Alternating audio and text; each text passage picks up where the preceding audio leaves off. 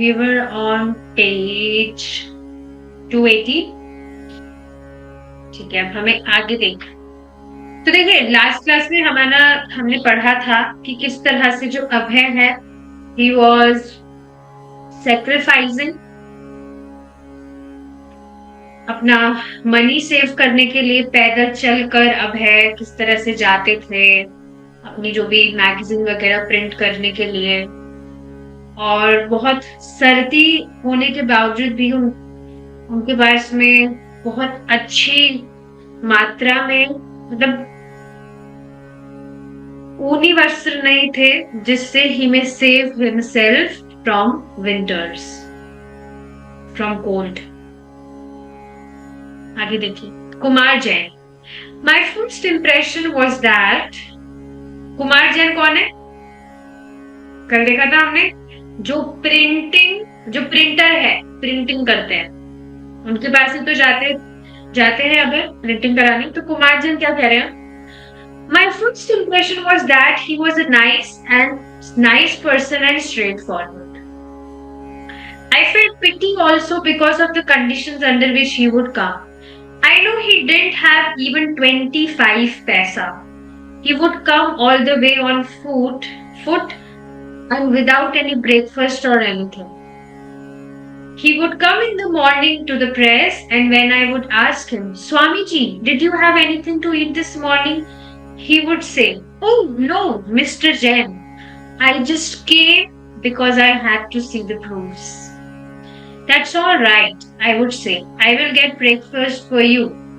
I would call for breakfast and then he would sit and work. He would do the proofreading himself. The printing was done by me, and most of the time he would like to be present when that final printing was being done. He would come in the morning and around 7 and stay until he had seen all the proofs. It was a regular thing that he would come without breakfast. I would arrange for breakfast and would sit across the table from one another for hours together. अब कुमार जैन यहाँ पर बता रहे हैं अभय के विषय में कि मेरा पहला इंप्रेशन क्या था अभय के विषय में, मैं क्या समझा था, that Abhay was a very nice person and he was straightforward. straightforward जो बात है,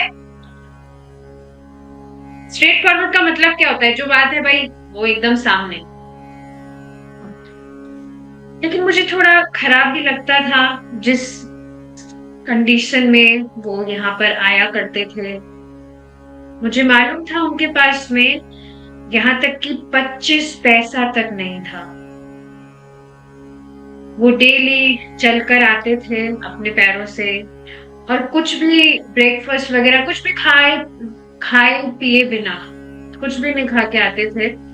मॉर्निंग में यहाँ पर प्रेस में आते थे, और जब मैं उनसे पूछता था कि क्या आप कुछ मॉर्निंग में खाना चाहेंगे, तो वो मना करते थे कि नहीं, मैं यहाँ पर सिर्फ प्रूफ्स देखने आया हूं। अब प्रूफ्स का मतलब क्या है कि जो भी मतलब अपनी मैगजीन में वो प्रिंट करते थे तो वो शास्त्र के आधार पर सारी बातें छापा करते थे। फिर हाँ, वो कहते थे कि बस मैं यहाँ पर प्रूफ्स देखने आता हूँ और कुछ मुझे नहीं चाहिए। तो बाद में जो जैन है, कुमार जैन, वो कहते हैं कि मैं आपके लिए ब्रेकफास्ट लेके आता हूँ। फिर मैं उनके लिए ब्रेकफास्ट मंगाया करता था और हम साथ में बैठकर काम किया करते थे। वो प्रूफ रीडिंग करते थे अपने आप से, शास्त्रों की जो भी बात वगैरह है जो छपेगी उनकी मैगजीन में, और जो प्रिंटिंग थी वो मेरे द्वारा की जाती थी, यानी कि कुमार जैन के द्वारा। और ज्यादा समय वो वहां पर रहते थे जब तक फाइनल प्रिंटिंग नहीं हो जाती थी।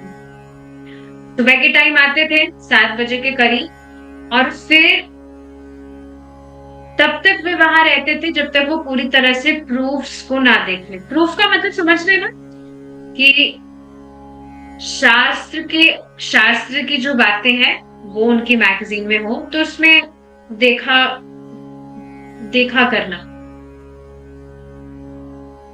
और ये डेली ही उनका इसी तरह से था, वो डेली इस तरह से आते थे चलकर बिना ब्रेकफास्ट लिए, और मैं डेली उनके लिए ब्रेकफास्ट अरेंज किया करता था। हम साथ में टेबल पर बैठा करते थे घंटों तक।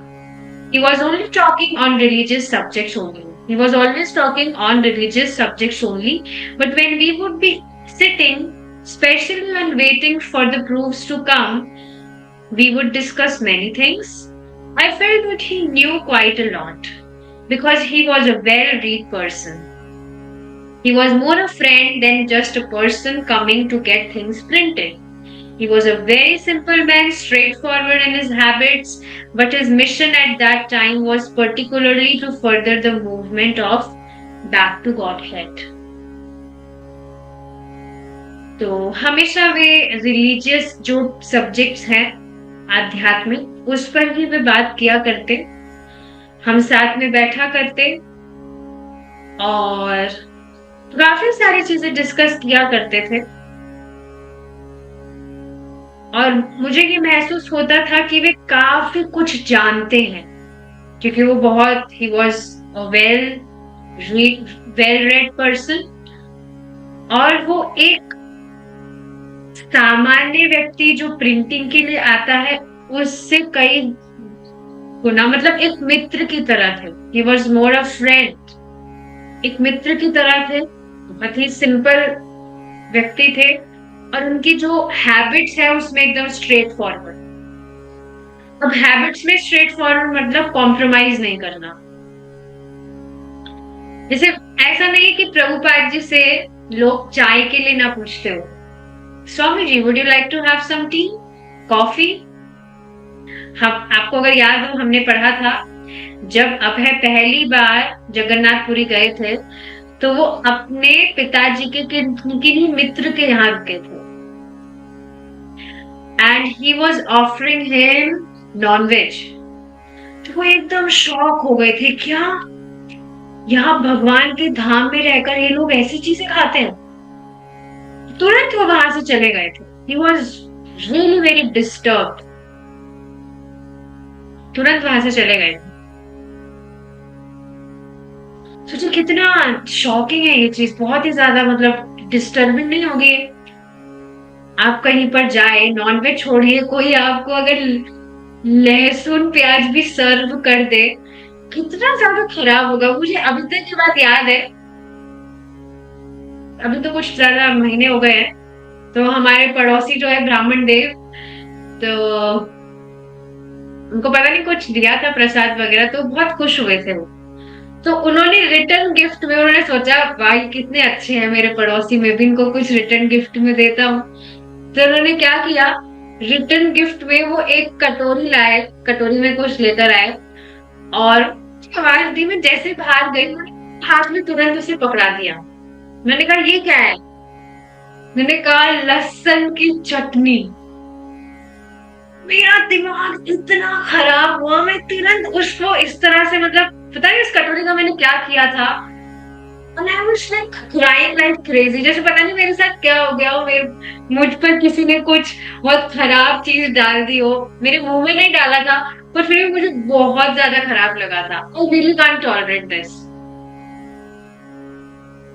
तुरंत मैं सब कुछ छोड़ छाड़ के गई, स्नान वगैरह मैंने किया।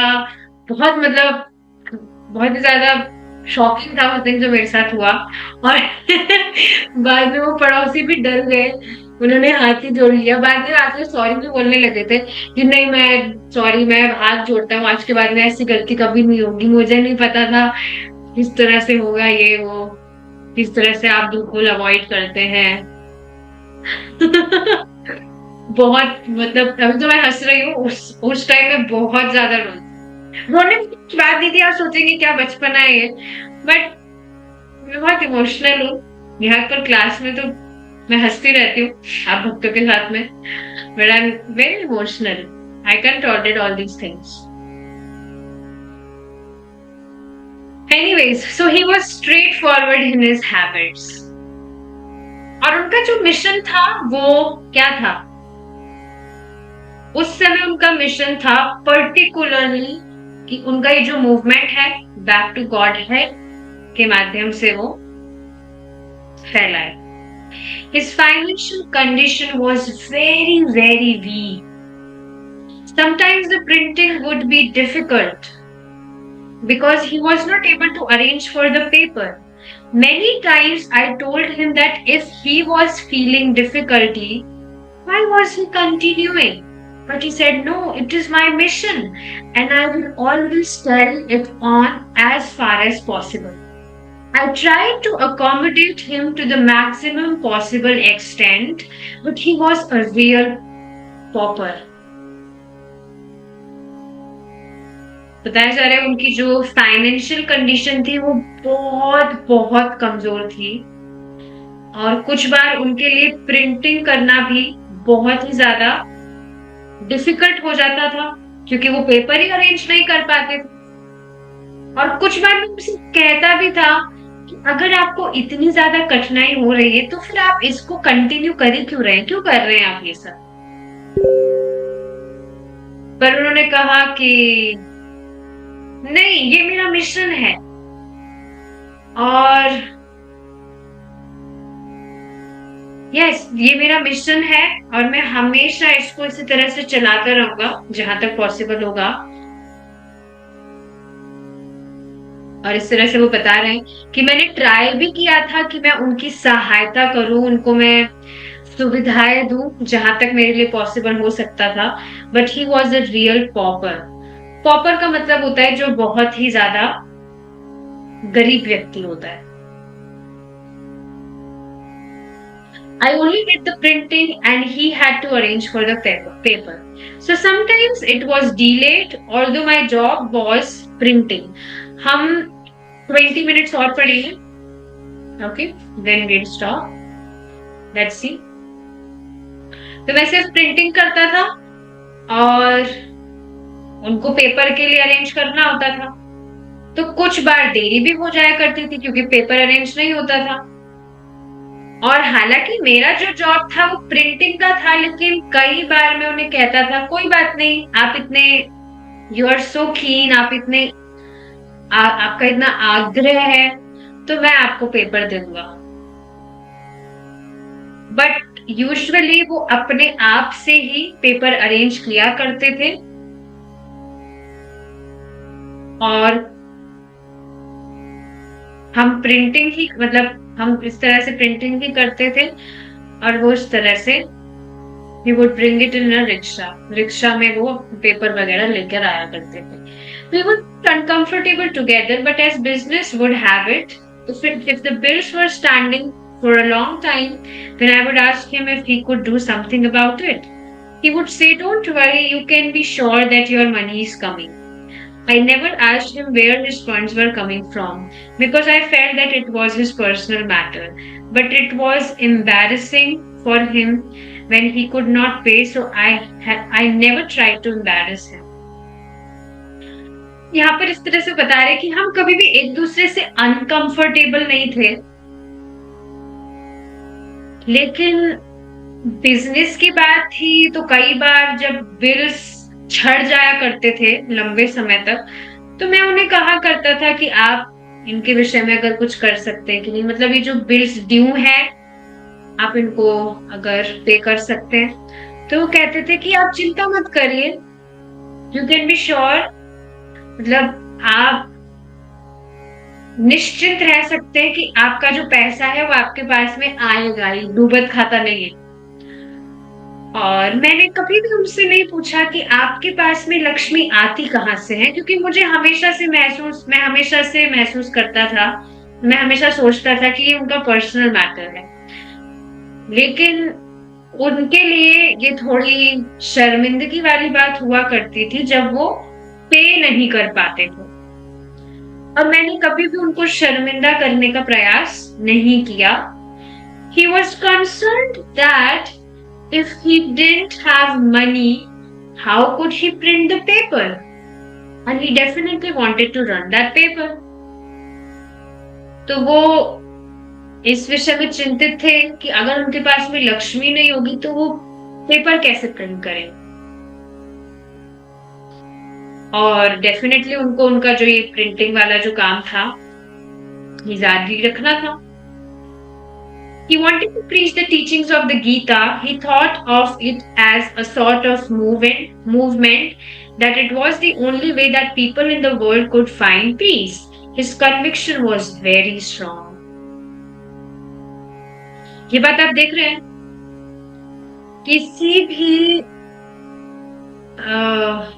किसी भी विषय में अगर आपका कन्विक्शन बहुत स्ट्रांग हो तो नो मैटर क्या डिफिकल्टी आपके जीवन में आ रही है, आप उसको करेंगे. जैसे यहाँ पर जो उपस्थित भक्त हैं, उनका ये कन्विक्शन तो हो ही गया है कि चाहे से कुछ भी हो जाए, हमें हमारा 16 माला का जप तो करना ही है. Is it not? घर में कोई जन्म ले रहा है या कोई मर रहा है या कोई एनिवर्सरी सेलिब्रेट कर रहा है, बर्थडे सेलिब्रेट कर रहा है, कुछ भी, किसी की शादी हो रही है, किसी का डिवोर्स हो रहा है, कुछ भी हो रहा है, पर हमारा 16 माला जब तो हम करेंगे. और ऐसे ही भक्तों का प्रसाद के लिए भी कन्विक्शन है, कुछ भी हो जाए भगवान को बिना अर्पित किए हम नहीं खा सकते. तो इस तरह से जो कन्विक्शन स्ट्रांग हो जाता है, तो नो मैटर एक्सटर्नली क्या डिफिकल्टीज आ रही है, आप उसको करते हैं. और आप देखेंगे भगवान कभी कभी टेस्ट लेते हैं तो भगवान बहुत इजी बना देते हैं सिचुएशन. तो वो भगवत गीता की जो टीचिंग्स है उसका प्रचार करना चाहते थे, और वो इसको एक मूवमेंट की तरह सोचा करते थे कि एकमात्र यही एक सल्यूशन है, एकमात्र यही एक वे है जिससे लोग शांति की प्राप्ति कर सकते हैं. And his conviction was very strong. After picking up the copies from the printer, Abhay would walk around the city selling them. He would take a seat at a tea stand, and when someone sat beside him, Abhay would ask him, please to take a copy of Back to Godhead. He also went to the homes and offices of people who would already donated or agreed to see him. And he sought out new contacts, sometimes on recommendation or sometimes by going uninvited wherever he could find a potential reader. तो printer से copies प्राप्त होने के बाद में अब है city में जाया करते थे कॉपीज को सेल करने. तो वहां पर जो टी स्टैंड हुआ करते थे, चाय की थड़ी जिसको बोलते हैं, वहां पर खड़े होकर, खुद चाय नहीं पीते थे अब, जो वहां पर लोग होते थे, तो वहां पर जाकर जब कोई व्यक्ति बैठते थे चाय पीने के लिए, तो अब वहां जाकर उनसे पूछते थे कि क्या आप ये बैक टू गॉडहेड कॉपी लेना चाहेंगे. देखिए बात, अब ये पढ़ते हैं ना अपन, तो ये चीजें अपन को काफी आसान लग सकती है, पर आप कभी बुक डिस्ट्रीब्यूशन करके देखिएगा कितना कठिन होता है लोगों को कन्विंस करना to take even a single copy. क्योंकि आप देखेंगे जो छोटी पुस्तकें हैं, गीता तो सबको पता ही है सबसे महान ग्रंथ है एटलीस्ट इंडिया में, इसके अलावा छोटी पुस्तकें कुछ महंगी नहीं है, वेरी चीप, बहुत सस्ती है, 30-40-50 रुपए. फिर भी लोगों के लिए मतलब बहुत कठिन होता है कि वो कुछ अपना 30-40 रुपए निकाल के कोई बुक ले लो. ये आसान पढ़ने में लगता है, but it takes lots of energy to even convince a single person to take a copy. तो अब इस तरह से जाया करते थे चाय की थड़ी पर जब कोई बैठता था मुझसे पूछने, और वो घरों और ऑफिसेज में भी जाया करते थे उन लोगों के जिन्होंने ऑलरेडी उनको डोनेट किया था या who agreed to see him. नए कॉन्टेक्ट्स वो बनाया करते थे, sometimes on recommendations, sometimes by going uninvited wherever he could find a potential reader. कुछ बार कोई व्यक्ति उन्हें रिकमेंडेशन देता था, अरे आप बुक वितरित मतलब आप बुक बेचना चाह रहे हैं, तो इस तरह से कोई व्यक्ति है वो पक्का आपकी बुक लेंगे, आप उनके पास जाइए, उनको इन सारे विषयों में बहुत रुचि है। होता है कि नहीं ऐसा? आप क्या होगा, आप किसी व्यक्ति को भक्ति में लेकर आए, मतलब भक्ति का प्रचार करने का आपने उसको प्रयास किया, वो मान भी गया आपकी बात, तो वो खुद आपसे पूछता है मेरी इस तरह से कोई दोस्त भी है क्या, मैं उसको भी लेकर आ सकती हूँ? मैं एक माता जी को जानती हूँ, तो मैंने उनको ट्राई किया था, उन्होंने चैंटिंग वगैरह स्टार्ट किया था, तो उन्होंने मुझसे पूछा कि मेरी ये दोस्त है कि मैं उसको भी लेकर आ सकती हूँ? बोले हाँ बिल्कुल आइए, तो बहुत अच्छी बात है। तो वो दूसरी माता जी आई, और अब आप देखिए वो जो जिनके माध्यम से उनकी जो फ्रेंड है वो आई, वो एकदम स्थिर होकर भक्ति कर रही, डेली अपना चांटिंग करती है 16 राउंड्स, प्रभु जी क्लासेस भी आती हैं, यहाँ दिन में तो नहीं आना होता क्योंकि उनको कुछ कॉलेज वगैरह जाना होता है, पर हाँ, और वो जो माता जी थी वो कहीं और चली गई, उनकी दोस्त एकदम फिक्स हो गई है भक्ति में, लेकिन उनका कुछ पता नहीं है, तो ऐसा भी होता है। तो हाँ, इस तरह से रिकमेंडेशन पर वे जाया करते थे, और कई बार किसी भी व्यक्ति को देख रहे हैं लाइब्रेरीज वगैरह या कुछ भी जगहों पर जहाँ रीड कर रहे हैं, तो बिना किसी इनविटेशन या बिना मतलब कोई जान पहचान नहीं है, तब भी उनके पास जाया करते थे उनसे पूछने के लिए। देखिए, एक आपको मैं एक ट्रिक बताना चाहती हूँ, एक टिप देना चाहती हूँ कि स्ट्रेंजर्स को प्रीचिंग करने में बहुत ही अमेजिंग चीज क्या है। देखिए, जब भी आप बाहर प्रचार करना चाहें, तो आप समझिए कि आप इस जिस भी सिटी में आप रह रहे हैं, आप वहां के है ही नहीं। देखिए, आप जब इस तरह से सोचेंगे ना, तो आप एक बहुत बड़ी चिंता से मुक्त हो जाएंगे कि अरे सामने वाला मेरे बारे में क्या सोचेगा, और वो माना है नहीं तो। ये देखिए सच में हेल्प करता है। आप कहीं भी जा रहे हैं, जैसे जब मैं भगवान के लिए फूल लेने जाती हूँ, I prefer going on walk instead of a vehicle. तो मैं ऐसे सोच कर जाती हूँ कि मैं ना इस सिटी की हूँ नहीं, मैं कुछ समय के लिए सोच रही हूँ मैं यहाँ की नहीं हूँ, मैं वृंदावन से आई हूँ, ऐसे मानते हैं। वैसे भी Vrindavan, we are following Vrindavan, ना जहाँ मतलब जैसी हमारी चेतना है वहीं पर हम हैं, तो हम वृंदावन वाले तो सारी सेवाएं कर रहे हैं यहाँ पर, तो ठीक है, हम तो वृंदावन के, हम तो यहाँ पर है, यहाँ के है ही। तो इस तरह से अपने आप को स्ट्रेंजर बना लीजिए कि आप किसी को नहीं जानते, आप इस शहर के है ही नहीं, और फिर आप प्रचार करिए, आप देखेंगे अलग ही कॉन्फिडेंस आप में आ जाए।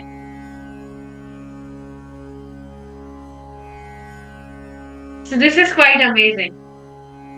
ठीक है, when we deliver copies, हम ये पैराग्राफ पढ़ के रुक रहे हैं। When we deliver copies to regular donors, he would discuss the previous issues philosophy with them and sometimes write articles on topics they requested. Our esteemed friend Shri Bishan Prasad Maheshwari, one of the learned advocates of the Supreme Court, has requested us to write something on the principle of fruitive action with special reference to vice and its potency.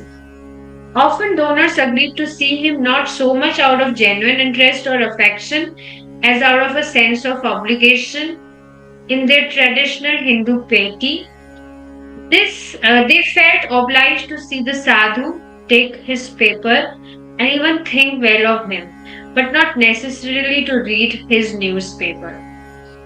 Once, when Abhay was approaching a well-to-do house,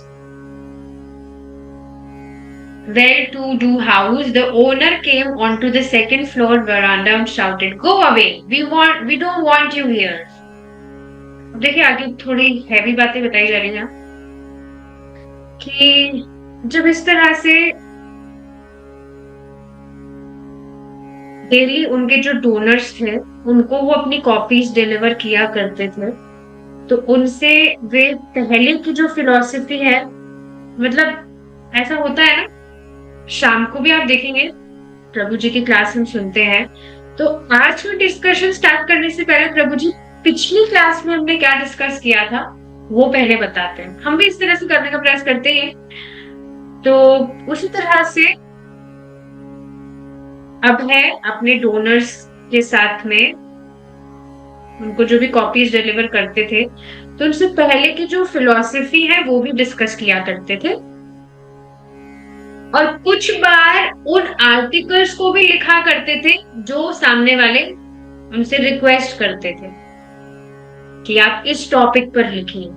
तो कोई उनके मित्र थे श्री बिशन प्रसाद माहेश्वरी।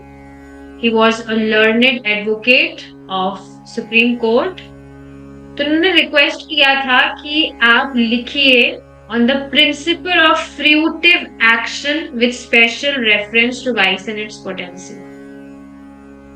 कि जो कोई भी व्यक्ति कर्म कर रहा है,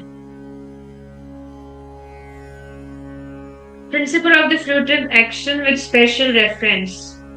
हाँ, तो उन्होंने ये जो टॉपिक मतलब ये जो टॉपिक है प्रिंसिपल ऑफ फ्रूटिव एक्शन, इस पर आप कुछ लिखिए स्पेशल रेफरेंस देकर कि ये इस शास्त्र से बताया गया है और इस तरह से इसकी महत्वता है, उसके किस तरह से ये पोटेंट है, तो इस पर आप लिखिए। अक्सर जो डोनर्स थे जो उनको डोनेट किया करते थे वो उनको इसलिए नहीं देखा करते थे क्योंकि उनका उनसे कुछ रुचि है या उनका उससे कुछ अफेक्शन है, बल्कि इस वजह से देखा करते थे कि ये एक साधु है। मतलब यहाँ बताया जा रहा है कि ये भारतीयों में मतलब ये दिमाग में होता ही है कि किसी साधु का हमें दर्शन हो जाए, तो किसी किसी गुरु महाराज का हमारे बस दर्शन हो जाए, तो बस दर्शन से हम पर कृपा हो जाए। होता है कि नहीं? प्रभु जी भी काफी बार इस चीज को पॉइंट करते हैं। तो यहाँ पर जो लोग थे वो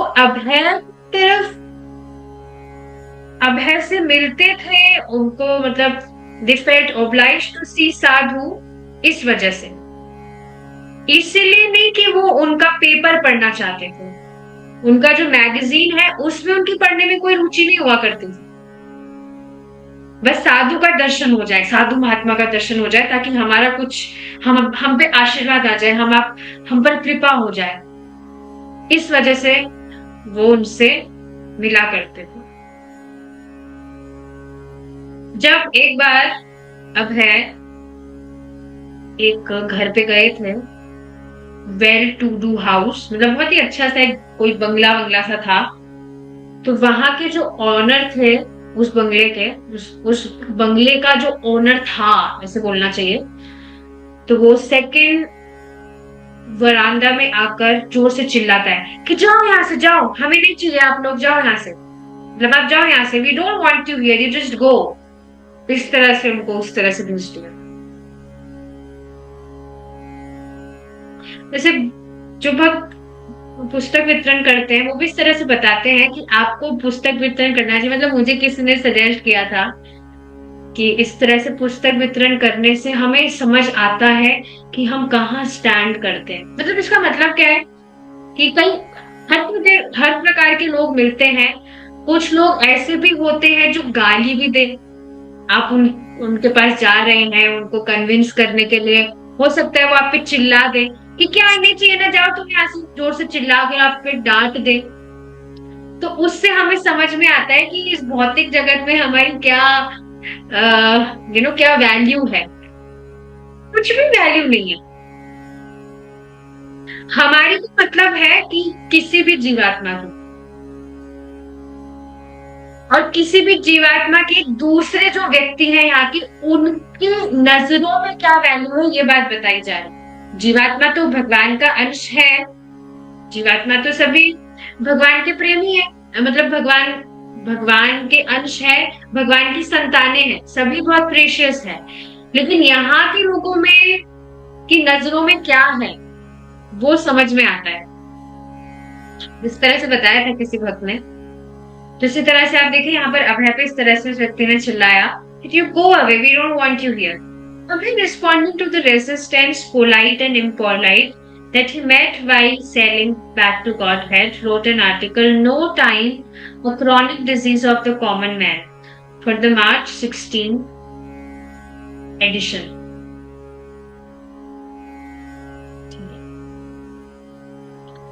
Okay, now we'll continue tomorrow. If Krishna is willing, we will stop here. Yeah. Thank you so much for joining. Hare Krishna. Jai Srila Prabhupada.